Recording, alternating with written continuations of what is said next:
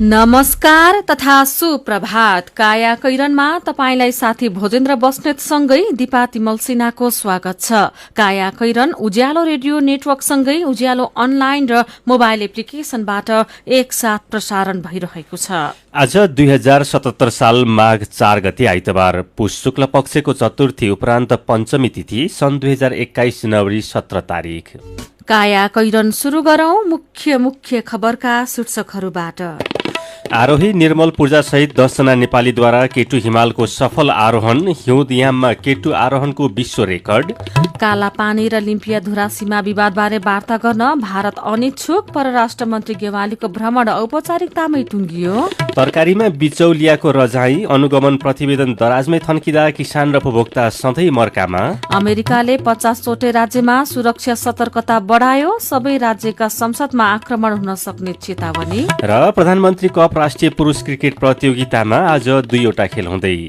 काया कैरनमा अब खबरको सिलसिला। 10 जना नेपाली आरोहीहरूको समूहले पाकिस्तानमा रहेको केटु हिमालको सफल आरोहण गरेको छ। अत्यन्तै खतरनाक मानिने केटु हिमालमा हिउँदयाममा अहिलेसम्म कोही पनि पुगेको थिएन।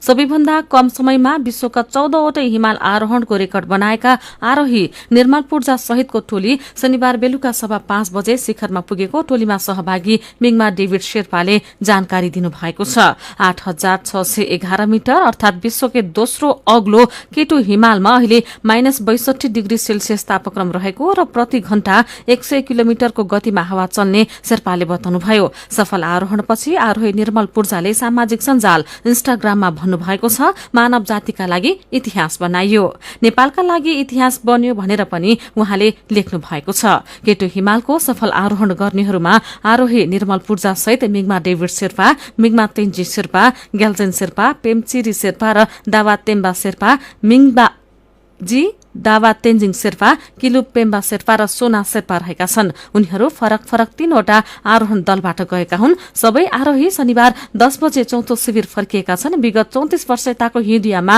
केटु आरोहणका लागि कम्तीमा 4वटा आरोहण दलका दर्जनौं आरोहीले प्रयास गरेका थिए, तर उनीहरूले केटु हिमालको 7000 मिटर भन्दा माथिको उचाइमा पुग्न सकेका थिएनन्। केटु हिमाल आरोहणमा नेपाली टोलीले विश्व रेकर्ड बनाएको छ। परराष्ट्र मन्त्री प्रदीप गेवालीको 3 दिने भारत भ्रमण औपचारिकतामै टुङ्गिएको छ। अस्ति सम्पन्न नेपाल भारत संयुक्त आयोगको बैठक दुई देशका नियमित एजेन्डामा मात्रै केन्द्रित भयो। बैठकमा भारतीय पक्षबाट बहुचर्चित कालापानी लिम्पियाधुरा सीमा विवादमा उपयुक्त संयन्त्रमा छलफल गर्दै जाने पुरानै प्रतिबद्धता मात्रै दोहोरियो। उच्च राजनीति तहमा हुने भनिएको परराष्ट्र मन्त्री गेवालीको भेटवार्ता पनि रक्षा मन्त्री राजनाथ सिंहको शिष्टाचार वार्तामा सीमित भएको छ। भारतीय प्रधानमन्त्री नरेन्द्र मोदीसँग भेट्ने प्रयास हिजो दिउँसोसम्म पनि असफल भएपछि परराष्ट्र मन्त्री गेवाली स्वदेश फर्कनु भएको छ। उहाँले मोदीसँग भेटवार्ताका लागि कूटनीतिक, राजनीतिक र सैन्य च्यानल मार्फत प्रयास गर्नुभएको थियो, तर सफल हुनु भएन। 2 महिना अघि नेपाल भ्रमणमा आएका भारतीय विदेश मन्त्री हर्षवर्धन श्रृङ्गला, सेनाध्यक्ष मनोज मुकुन्द नरवणे सहितदेखि र प्रमुख सामन्त कुमार गोयलले भने प्रधानमन्त्रीसँग भेटको सहज अवसर पाएका थिए।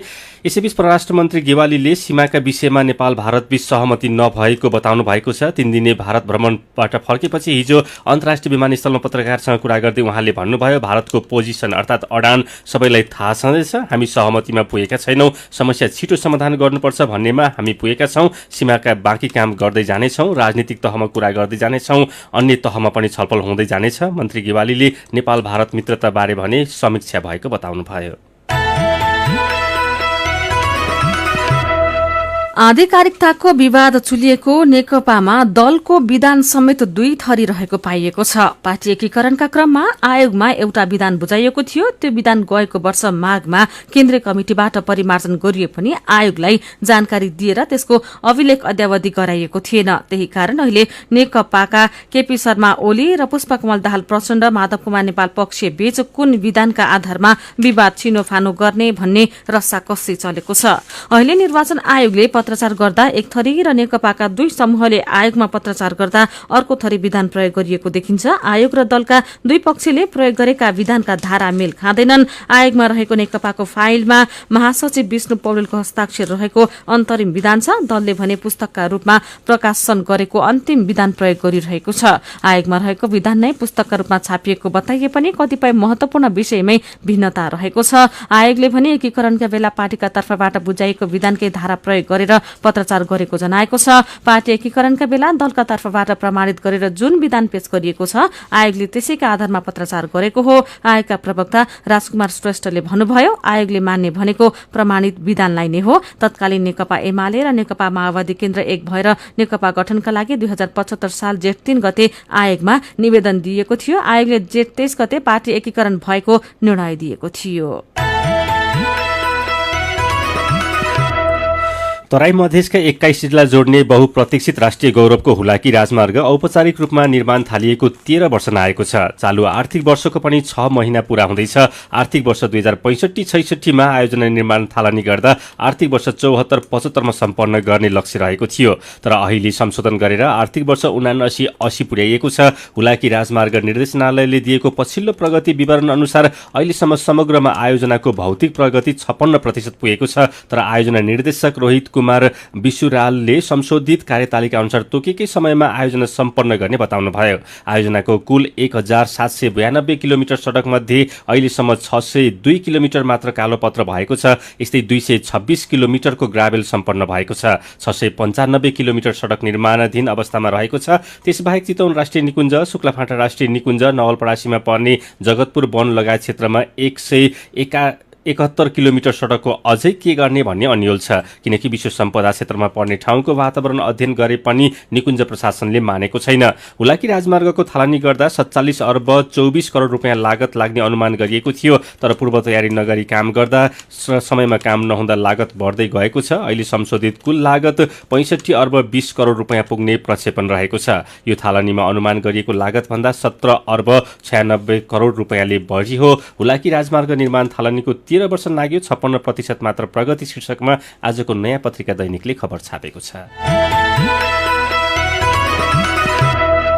उज्यालो रेडियो नेटवर्कसँगै उज्यालो अनलाइन र मोबाइल एप्लिकेशनमा प्रसारण भइरहेको काया कैरनमा तपाईंलाई फेरि स्वागत छ। काया कैरनमा यतिन्जेल हामीले निर्मल पूर्जा सहित 10 जना नेपालीद्वारा केटु हिमालको सफल आरोहण, हिउँदियाममा केटु आरोहणको विश्व रेकर्ड, कालापानी र लिम्पियाधुरा सीमा विवादबारे वार्ता गर्न भारत अनिच्छुक, आधिकारिकताको विवाद चुलिएको नेकपामा दलको विधान समेत 2 थरी लगायतका खबर प्रस्तुत गर्यौं। अब बाँकी प्रसंग।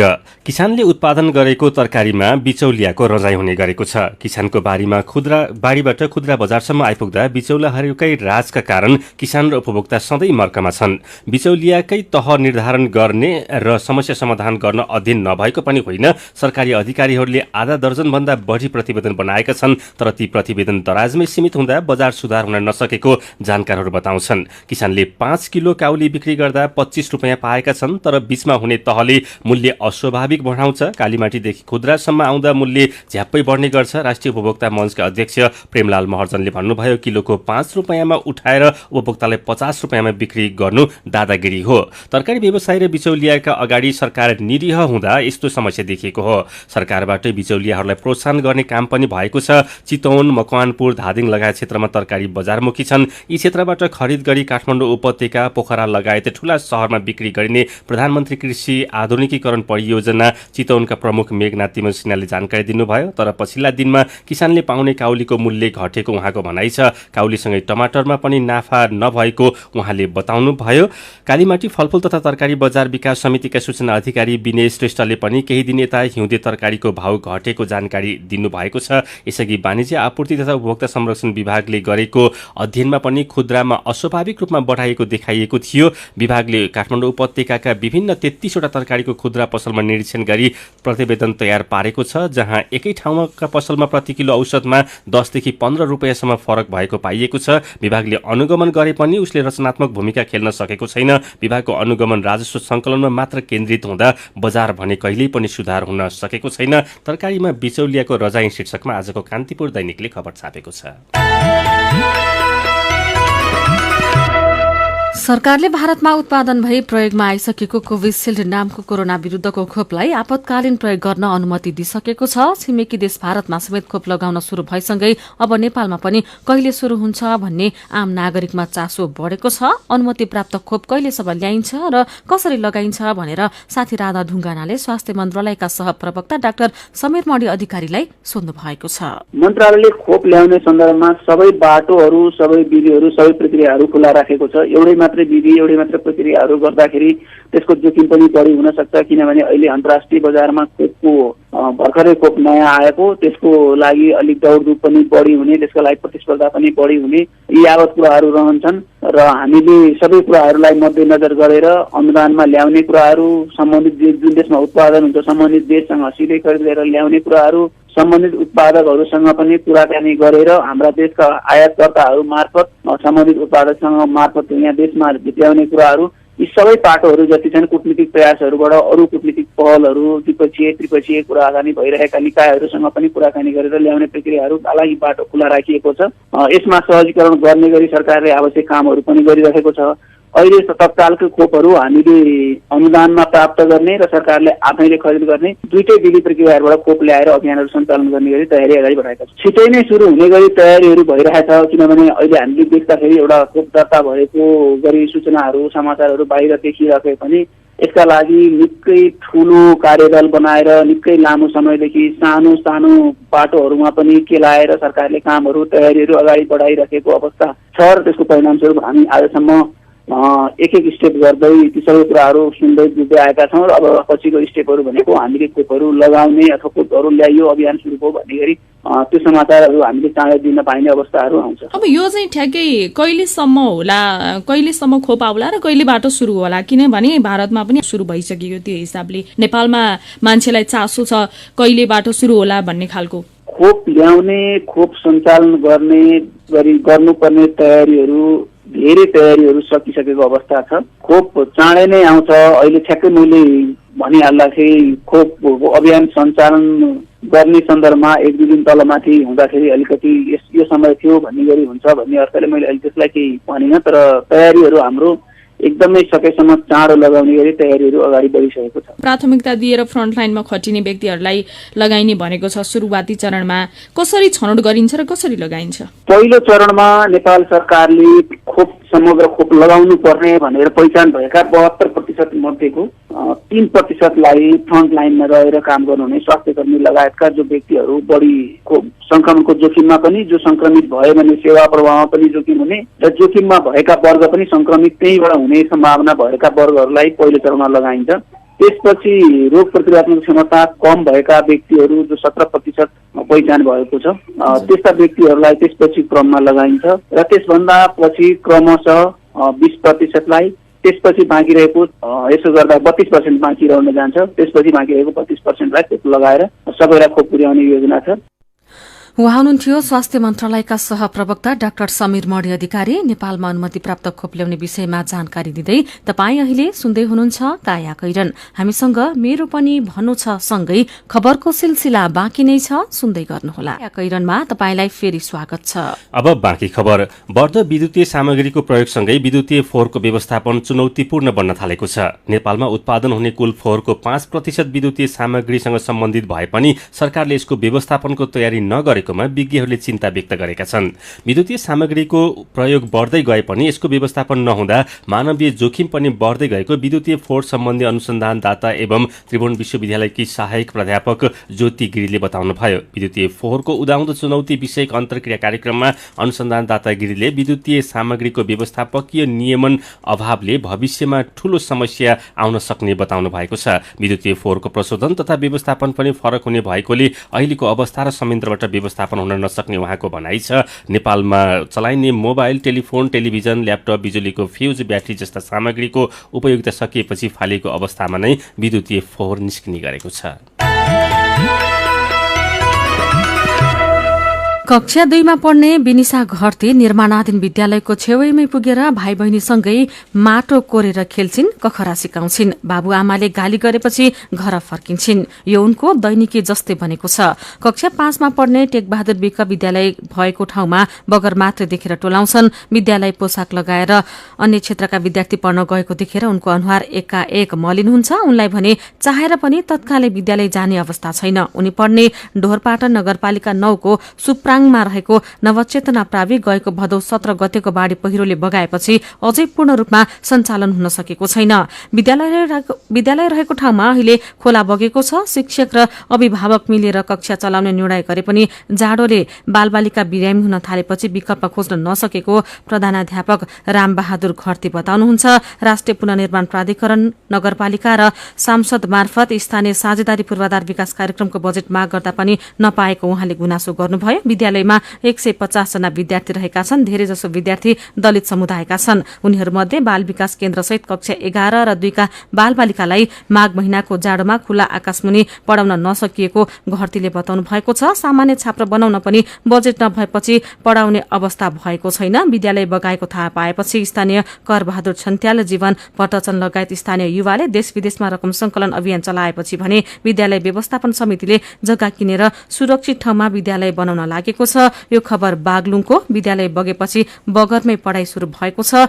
आजको कान्तिपुर दैनिकले खबर छापेको छ। यस्तै जाजरकोटको भेरी नगरपालिका 5 काफलचौरमा रहेको जाजरकोट बहुप्राविधिक शिक्षालयका विद्यार्थी भवन लगायत पूर्वाधार अभावमा खुला आकाशमुनि पढ्न बाध्य भएका छन्। शिक्षकले बाँसको पोलमा सेतो पाटी झुण्डाएर लामो समयदेखि पढाउँदै आएका छन्। वर्षा हुँदा र चर्को घाम लाग्दा पढाइ बन्द गर्नु को विकल्प छैन। शिक्षालयका प्रमुख दानबहादुर ठकुरीले भन्नुभएको छ। पूर्वाधार अभाव बीच पनि पठन पाठन गराइरहेका छौं। आजको नयाँ पत्रिका दैनिकले खबर छापेको छ। मेरो पनि भन्नु छ। काठमाडौँ उपत्यकामा वायु प्रदूषण उच्च भएपछि आँखाका बिरामी बढेका खबरबारे तारा केसी चिन्ता व्यक्त गर्दै उज्यालोको फेसबुक पेजमा लेख्नुहुन्छ, सधैँभरि यस्तै हुने हो भने आँखा मात्र होइन अरू रोगले पनि छिट्टै समात्न सक्छ। त्यसैले आजैदेखि सुरक्षित भएर हिँड्नुहोला, नत्र गाह्रो छ। यही विषयको खबरमा मेघराज राई व्यङ्ग्यात्मक शैलीमा लेख्नुहुन्छ, सबैभन्दा पहिले काठमाडौँमा मास्क लगाउन नपाउने नियम लागू गरौं, त्यसपछि धुलो धुवा त मान्छेले खाएरै सिद्ध्याउँछन्।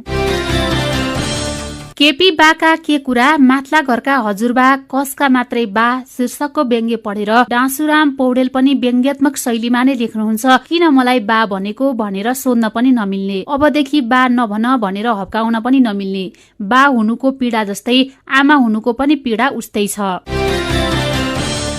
फेसबुकमा माधव नाम राखेका साथी पनि रमाइलो पारामा लेख्नुहुन्छ, केपी बा सबैका बा, चाहे उनकै बा किन नहुन्, माझा घरे काका पनि सबैका काका, चाहे उनकै काका किन नहुन्, तर मेरा बा मेरा मात्रै बा हुन्, मलाई यति थाहा छ। भारतमा कोरोना भाइरस विरुद्धको खोप अभियान शुरू भएको खबरबारे नरेन्द्र शाह लेख्नुहुन्छ, नेपालमा राजनीतिक कुरा गरेर सत्यताबाट नागरिकलाई टाढा लगिँदैछ। खोप त त्यस्तै हो, प्रदूषणको जोखिमबारे समेत सरकारले ध्यान दिन सकेको छैन। अनि डडेलधुराबाट लोकेन्द्र ठकुराती नेपालमा खोप कहिले आउँछ भनेर सरकारलाई प्रश्न गर्नुहुन्छ। नेपाल सरकारले कोरोना खोप ल्याउँछु भनेर निर्णय बनाएको त 1 महिना बितिसक्यो। आखिर यो कोरोना खोप नेपालमा चाहिँ आउने कहिले, नेपालीले कोरोना खोप लाउने चाहिँ कहिले? यो नेपालीहरूको सपना त मनमा रहने भयो। नेपालीहरूको उमङ्ग उत्साहलाई कोरोना खोप ल्याउने उत्साह मनमा छ, यो उत्साहलाई पूरा गर्नु पर्यो नि त सरकार। लोकेन्द्रजी, तपाईको प्रश्नको जवाब केही समय अगाडि प्रसारित अन्तर्वार्तामा पनि आइसकेको छ। स्वास्थ्य तथा जनसङ्ख्या मन्त्रालयका सहप्रवक्ता डाक्टर समीर अधिकारीका अनुसार सरकारले खोप ल्याउनका लागि सबै प्रक्रिया खुला राखेको छ। अनुदान मार्फत ल्याउने र किनेर ल्याउनका लागि पनि सम्बन्धित निकायसँग कुराकानी भइसकेको छ। विचारका लागि तपाईलाई धन्यवाद। तपाईँ पनि आफ्नै आवाजमा आफ्नो भनाइ राख्न चाहनुहुन्छ भने उज्यालोको आइभीआर नम्बर 166001 55566 मा बिहान 9 बजेदेखि बेलुकी 5 बजेसम्म फोन गरेर रेकर्ड गराउन सक्नुहुन्छ। मेरो पनि भन्नु छ। मेरो पनि भन्नु छ प्रस्तुत गर्दै हुनुहुन्थ्यो साथी जानुका दुवाडी। अब विदेशको खबर, अमेरिकाले 50वटै राज्यहरूमा सुरक्षा सतर्कता बढाएको छ। आगामी बुधबार हुने राष्ट्रपतिको शपथ कार्यक्रममा हुन सक्ने सम्भावित हिंसा रोक्न सबै राज्यहरूमा उच्च सुरक्षा सतर्कता अपनाएको बीबीसीले जनाएको छ। राष्ट्रपति डोनाल्ड ट्रम्पका समर्थकहरूले यसअघि संसद भवनमै आक्रमण गरेका र फेरि पनि आक्रमणहरू हुन सक्ने खतरा रहेको कारण सैनिक परिचालन गरेर सतर्कता अपनाइएको खबरमा उल्लेख छ। सबै राज्यका संसद भवन अघि ट्रम्प समर्थकहरूले प्रदर्शन गर्ने सूचना आएको भन्दै सुरक्षा व्यवस्था अत्यन्तै कडा पारेको खबरमा उल्लेख छ। राष्ट्रपति पदमा निर्वाचित जो बाइडेनले बुधबार शपथ लिँदै हुनुहुन्छ भने राष्ट्रपति ट्रम्पले औपचारिक रूपमा हार स्वीकार्नु भएको छैन। ट्रम्प विरुद्ध महाअभियोग समेत दर्ता भएकोले अमेरिकामा सुरक्षा सतर्कता बढेको हो। अब खेल खबर, प्रधानमन्त्री कप राष्ट्रिय पुरुष क्रिकेट प्रतियोगितामा आज 2 खेल हुँदैछन्। समूह बी को खेलमा बागमती प्रदेश र नेपाल पुलिस क्लब तथा समूह ए को खेलमा त्रिभुवन आर्मी र कर्णाली प्रदेश खेल्दैछन्। बागमती र नेपाल पुलिस क्लबको खेल बिहान 9 बजे किर्तिपुरको त्रिवी मैदानमा तथा कर्णाली र त्रिभुवन आर्मी क्लबको खेल बिहान 9 बजे नै मूलपानी क्रिकेट मैदानमा हुनेछ। खेलकै अर्को प्रसंगमा इंग्लिश प्रिमियर लीग फुटबलमा लेस्टर सिटीले महत्वपूर्ण जित दर्ता गरेको छ। गैराती भएको खेलमा लेस्टर सिटीले साउथह्याम्पटनलाई 2-0 गोल अन्तरले पराजित गरेको हो। लेस्टरको जितमा जेम्स म्याडिसन र हार्वी बार्नेसले गोल गरे। जितपछि लेस्टर सिटी दोस्रो स्थानमा उक्लिएको छ। काया कैरनमा अब उखानको पालो। लाज न डर आफ्नै भुँडी भर। उज्यालो रेडियो नेटवर्कबाट प्रसारण भइरहेको काया कैरन सक्नु अघि मुख्य खबर फेरि एकपटक। निर्मल पूर्जा सहित 10 जना नेपालीद्वारा केटु हिमालको सफल आरोहण। हिउँदयाममा केटु आरोहणको विश्व रेकर्ड। कालापानी र लिम्पियाधुरा सीमा विवादबारे वार्ता गर्न भारत अनिच्छुक, परराष्ट्र मन्त्री गेवालीको भ्रमण औपचारिकतामै टुंगियो। तरकारीमा बिचौलियाको रजाई, अनुगमन प्रतिवेदन दराजमै थन्किँदा किसान र उपभोक्ता सधैँ मर्कामा। अमेरिकाले 50वटै राज्यमा सुरक्षा सतर्कता बढायो, सबै राज्यका संसदमा आक्रमण हुन सक्ने चेतावनी। र प्रधानमन्त्री कप राष्ट्रिय पुरुष क्रिकेट प्रतियोगितामा आज 2वटा खेल हुँदै। अब कार्टुन। आज हामीले रवि मिश्रले बनाउनु भएको कार्टुन लिएका छौं। प्रतिनिधि सभा विघटन हुनु संविधान विपरीत भन्दै सरकारको आलोचना भइरहेको छ। कार्टुनले पनि यही विषयलाई उठान गरेको छ। कार्टुनमा प्रधानमन्त्री केपी शर्मा ओली जस्ता देखिने व्यक्ति छन्। संविधानको कुन धारामा टेकेर प्रतिनिधि सभा विघटन गरेको भन्ने प्रश्न सोधिएपछि जवाफमा उनी भन्दैछन्, धारा रे, किन चाहियो धारा? चुनावमा जान पो विघटन गर्या त, नुहाउन जानला हो र। आजको काया कैरन सकिएको छ। काया कैरनबाट प्राविधिक साथी प्रवीण श्रेष्ठसँगै हामी भोजेन्द्र बस्नेत र दिपातिमल सिन्हा बिदा माग्छौं। काया कैरन सुन्नुभएकोमा तपाईलाई धन्यवाद। उज्यालो मोबाइल र अनलाइनमा प्रसारण भइरहेका रेडियो र अनलाइनका सामग्री भाइबरमा पनि उपलब्ध छन्। कोरोनाको जोखिम कायमै रहेकाले घर बाहिर निस्कँदा मास्क लगाउन र भौतिक दूरीको ख्याल गर्न नबिर्सौं। नमस्कार।